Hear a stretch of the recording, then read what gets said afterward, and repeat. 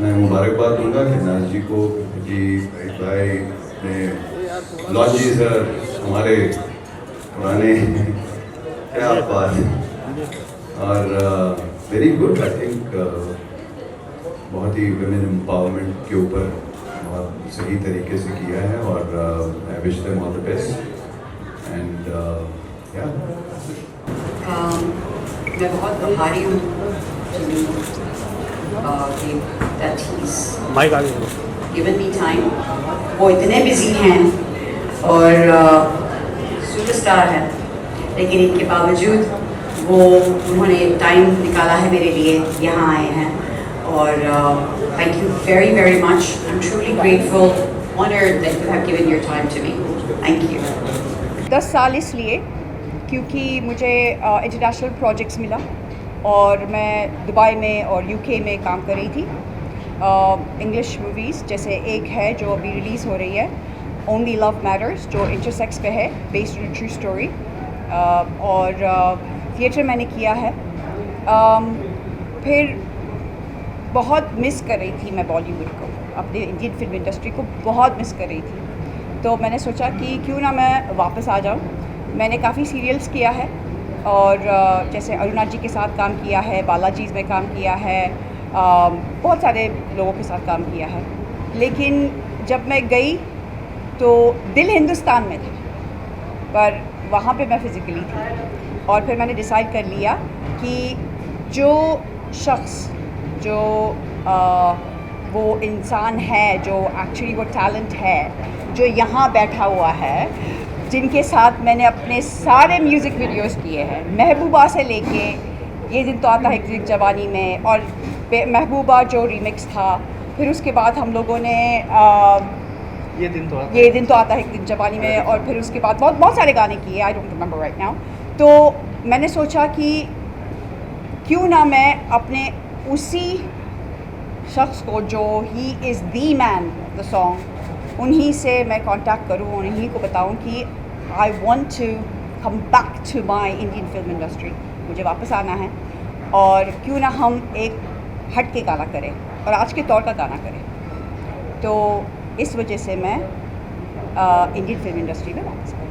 आज के ज़माने में लड़के बहुत छेड़ रहे लड़कियों को, उनकी मजाल जो हमें छेड़े, तो इसलिए हम दिखाना चाहते थे आप लोगों को विद ऑल ड्यू रिस्पेक्ट कि हम लड़कियों को छेड़ना इतना आसान नहीं है, क्योंकि इतना मत मार पे सिट्टी तने मिट्टी करके जाएगी, इसीलिए टपोरी गाना है। एब्सोल्युटली, हम औरतें अब लड़ रहे हैं।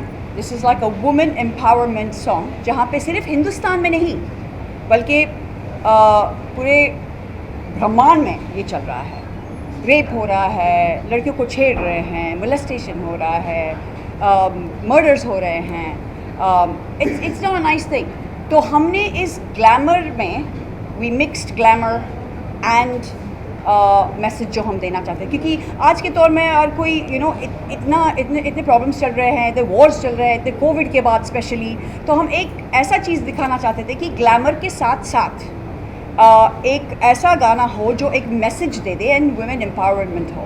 तो हम औरतें we want to conquer the world.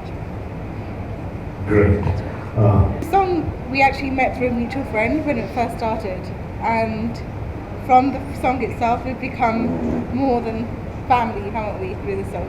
We've dealt with so many difficulties, as most people went through due to COVID and so forth, but finally 3 years later we've managed to produce this song, and the message is the same as what Kainaz said.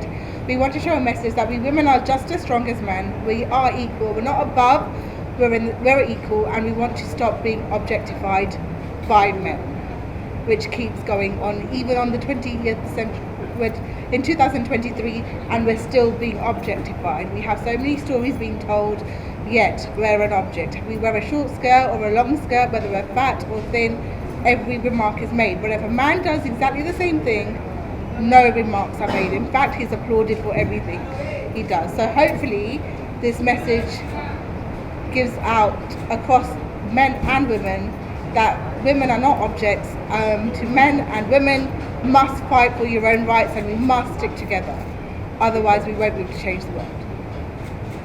Basically एक line में, हम औरतें आप जैसे हैं, हमें categorise मत कीजिए, हम आपसे नीचा नहीं हैं, हम लोग आपसे बराबर है, तो हमें नीचा ना दिखाइए।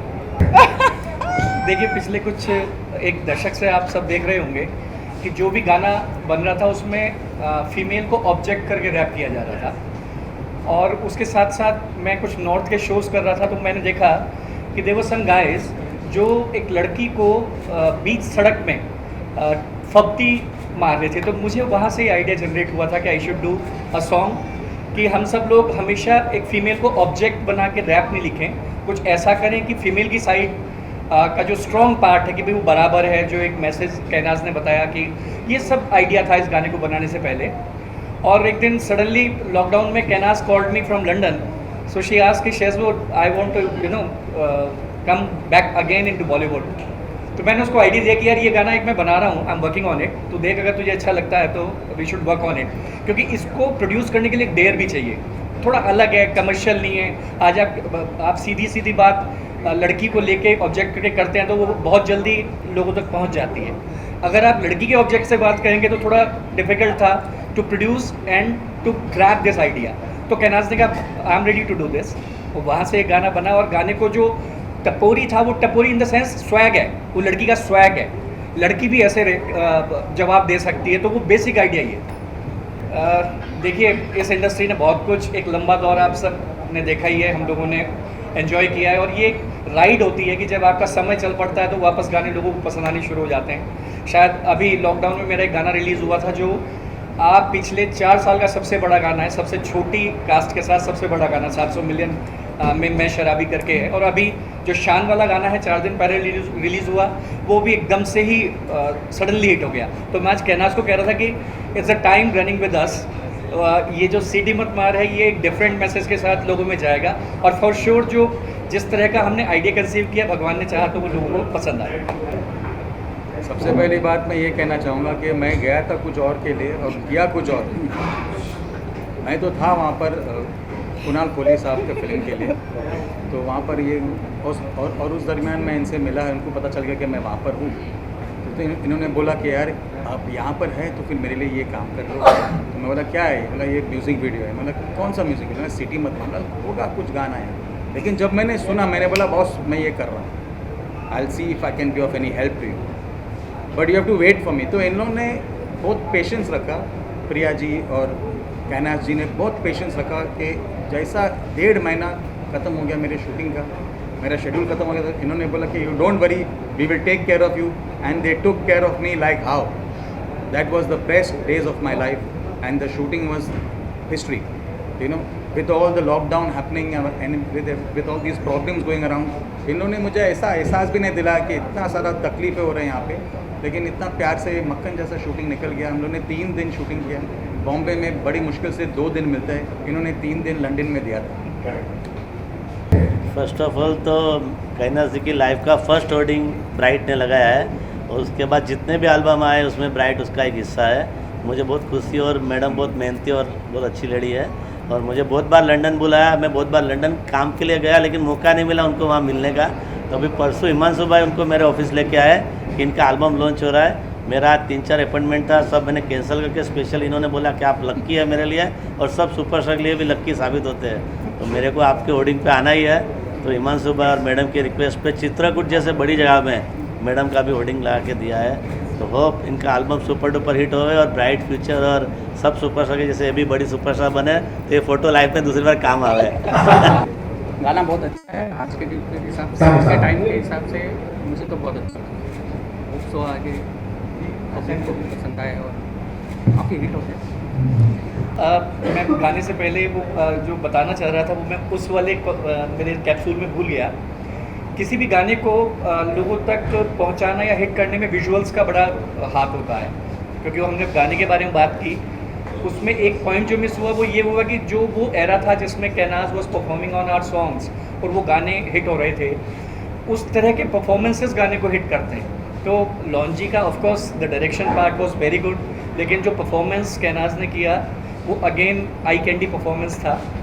और मेरे इसमें मेरे लिए गाने के लिए तो कुछ है नहीं, क्योंकि संचित जी ने गाया है सिटी मत माँ, सिटी मत माँ, सिटी मत माँ, तू खाएगा बेवा, खाएगा बेवा, खाएगा बेवा, तू इतना मत मार सिटी, तने मिट्टी करके जाएगी, तेरी झाम बांध देगी ये, तुझे घंटी जैसे बजे।